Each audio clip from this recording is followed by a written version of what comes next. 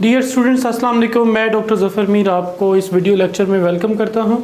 और आज के लेक्चर में हम बेसिकली फ़र्स्ट फेज़ में ये क्लियर करेंगे कि मेजरमेंट, असेसमेंट और एवेल्यूएशन में क्या डिफरेंस है।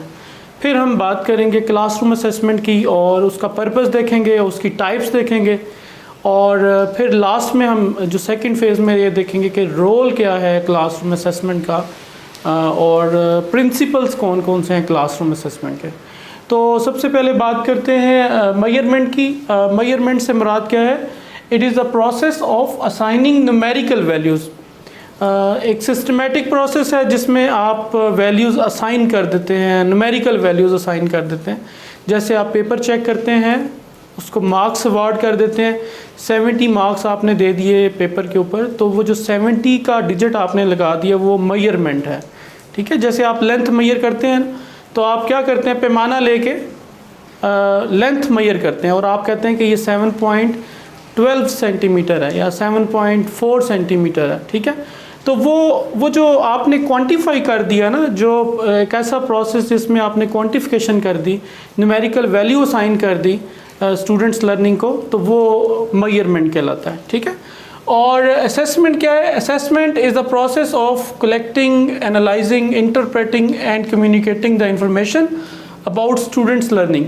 स्टूडेंट्स की लर्निंग के बारे में सिस्टमेटिक वे से इंफॉर्मेशन कलेक्ट करना, उसको एनालाइज करना, इंटरप्रेट करना उस इंफॉर्मेशन को और रिपोर्ट करना, ये उसमें आएगा असेसमेंट में। ये क्वालिटेटिव भी हो सकती है और क्वांटिटेटिव भी हो सकती है। ठीक है, जैसे और टेस्ट एक टूल है। ठीक है, असेसमेंट का डाटा कलेक्ट करने के लिए आप मुख्तलिफ तरह के टूल यूज़ कर सकते हैं, जिसमें एक टेस्ट भी है। क्लासरूम असेसमेंट के हवाले से बात करें तो test is a tool use to collect information about students learning. Test जो है ना, वो एक बेसिकली सेट ऑफ क्वेश्चंस होते हैं जो ऑर्गेनाइज्ड फॉर्म में लिखे गए होते हैं और उनका पर्पज़ ये होता है कि स्टूडेंट्स की लर्निंग के बारे में कुछ मालूमात मिलें।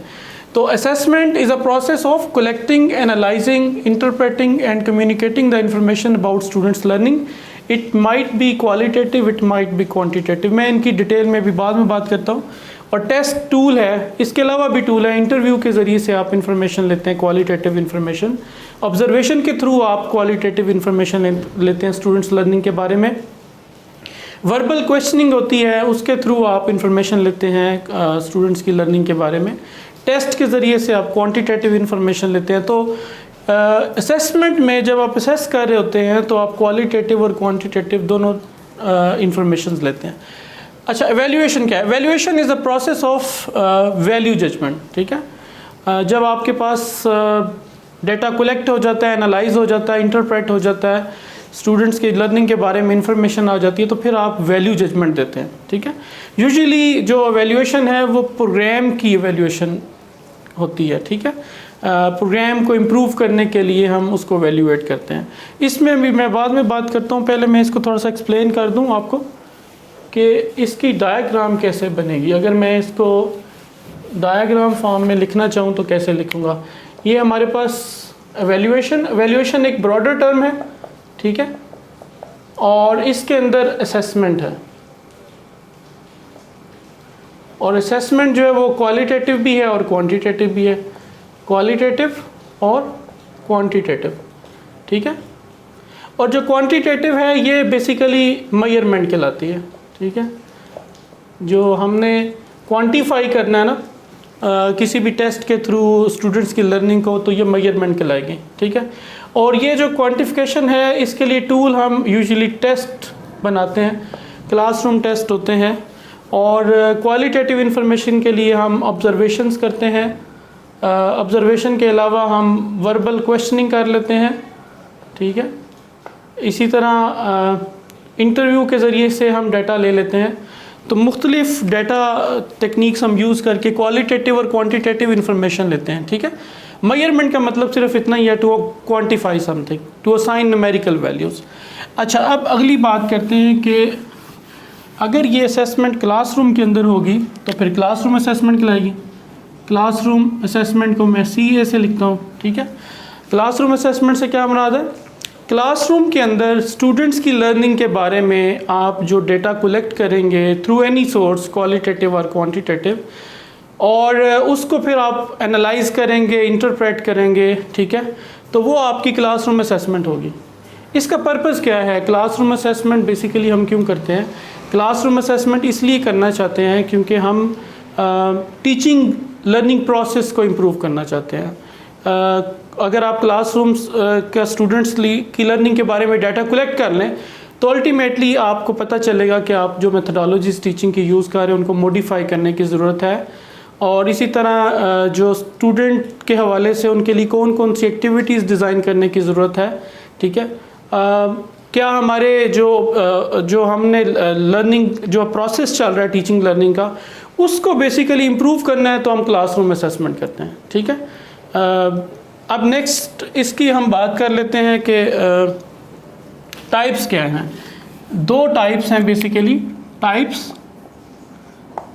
Of classroom assessment. दो टाइप्स हैं, फॉर्मेटिव और सबमिटिव, ठीक है।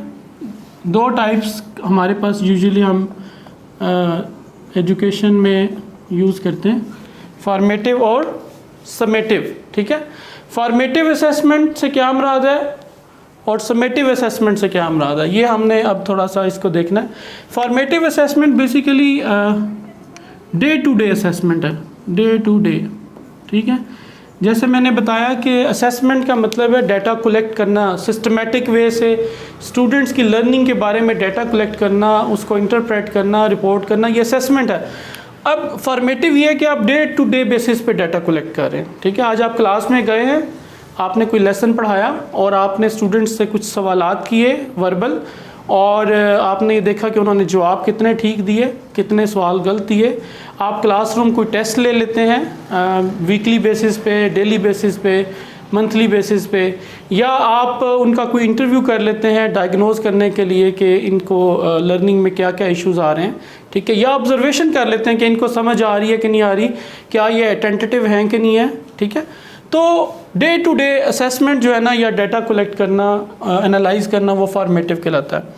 अच्छा, ये ऑन गोइंग है ना, ऑन गोइंग है और कंटिन्यूस है, ठीक है, कंटिन्यूस है। और इसके अलावा इसका पर्पज़ ये है कि टीचिंग को इम्प्रूव करना है ना, प्रोसेस को इम्प्रूव करना है, टीचिंग लर्निंग प्रोसेस को इम्प्रूव करना है। फॉर्मेटिव असेसमेंट चूँकि डेली बेसिस पे होनी है, तो अल्टीमेटली हमें ये समझ आएगी कि हम टीचिंग के जो मेथडोलॉजीज़ यूज़ कर रहे हैं उनको किस हद तक चेंज करना है और कैसे चेंज करना है। तो ये प्रोसेस को इम्प्रूव करेगी, ठीक है। टीचिंग लर्निंग प्रोसेस जो है ना वो इम्प्रूव होगा, ठीक है। अच्छा, फिर समेटिव असेसमेंट है। समेटिव असेसमेंट यूजुअली हम at the end of the जो ईयर है वो लेते हैं, या फिर हम सेमेस्टर के एंड पे कोई एग्ज़ाम लेते हैं और उससे जो हमें इंफॉर्मेशन मिलती है। तो है ना day to day assessment, day to day जो आपके पास इंफॉर्मेशन आ रही है। एक ये है कि आप एंड पे लेते हैं, सेमेस्टर के एंड पे आप एग्ज़ाम लेते हैं, टेस्ट ले लेते हैं या एनुअल एग्ज़ाम ले लेते हैं। तो वो जो असेसमेंट है, वो जो डेटा आपके पास आया है, जिसको आपने इंटरप्रेट करना है, एनालाइज भी करना है, रिपोर्ट भी करना है, वो आपका समेटिव है। ये डे टू डे नहीं है, ये एट द एंड है, at the end of semester, semester के एंड पे या साल के एंड पे, ठीक है। दोनों सूरतों में समेटिव जो है वो यूजुअली एंड पे ली जाती है, ठीक है। ये जो फॉर्मेटिव होती है ना, ये होती है असेसमेंट फॉर लर्निंग, ठीक है। यानी जो लर्निंग हो रही है उसके लिए असेस करना और उसमें इम्प्रूवमेंट लाना, ठीक है। और ये असेसमेंट ऑफ लर्निंग है, यानी एंड पे आपने असेसमेंट की और देखा कि स्टूडेंट जो है उन्होंने कितना सीख लिया, ठीक है। यूजुअली ये एंड पे होती है और ये ऑन गोइंग है, ये विद इन द क्लास जो है वो चलती रहती है, ठीक है। अच्छा, फिर इसके बाद फर्दर हम देखते हैं कि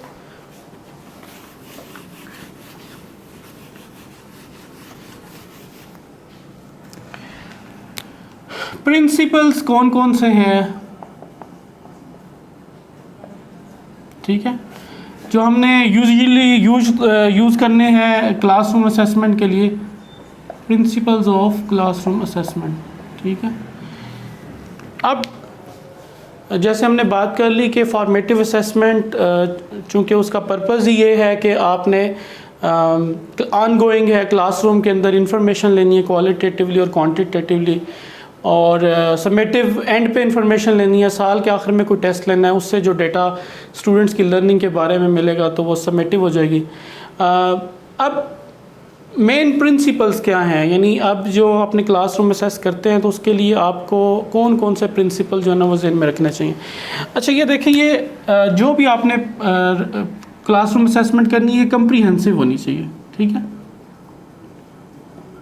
कम्प्रीहेंसिव हो।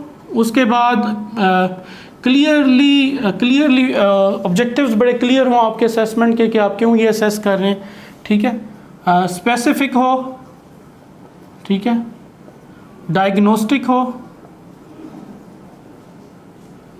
ठीक है, और फिर इसके बाद जो है ना फर्दर इसमें हम ऐड कर सकते हैं वेल प्लान्ड और ऑर्गेनाइज्ड हो, ठीक है, वेल प्लान्ड हो, क्योंकि ये वेल प्लान्ड और ऑर्गेनाइज नहीं होगी तो अल्टीमेटली हम इसका जो पर्पस है वो अचीव नहीं कर सकेंगे। अच्छा, इट सर्व्स द टीचर,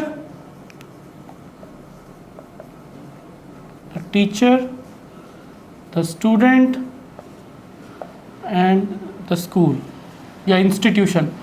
ये जो it should serve the purpose for teacher, students and as a whole for the institution और स्कूल। फ्लेक्सिबल होनी चाहिए, रिजिड नहीं होनी चाहिए, फ्लेक्सिबल हो, ठीक है। ये जो आप असेसमेंट करेंगे ये फ्लेक्सिबल हो, लर्नर सेंटर्ड हो, ये एक ऐड कर लें, जो आपका लर्नर है उसके सेंटर्ड होनी चाहिए, ठीक है। तो ये कुछ प्रिंसिपल्स हैं जो आपने जब भी क्लासरूम असेसमेंट करनी है तो आपने ज़हन में रखने हैं। इसके बाद आप देखें रोल क्या है।